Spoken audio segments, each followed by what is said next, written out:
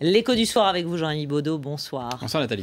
Et si le statut de l'Europe venait des BRICS? C'est la question qui agite actuellement une réunion à Washington. Une réunion des BRICS, comprendre Brésil, Russie, Inde, Chine ou encore Afrique du Sud, South Africa. Ce sont ce qu'on appelle les pays émergents, des pays à très forte croissance, des pays qui ont souvent en fait beaucoup d'argent. La Chine a par exemple 3 000 milliards de dollars de réserves de change qui dorment plus ou moins dans ses caisses.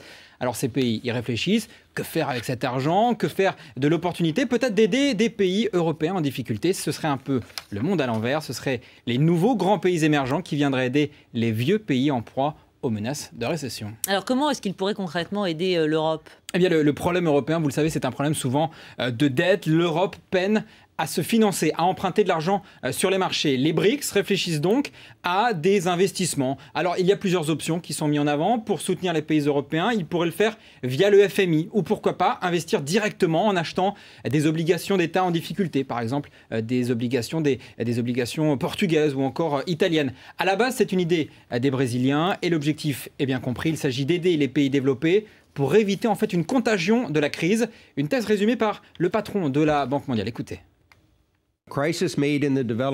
Une crise dans le monde développé pourrait devenir une crise pour les pays en développement. L'Europe, le Japon et les États-Unis doivent agir pour résoudre leurs problèmes économiques avant qu'ils ne deviennent des problèmes pour le reste du monde.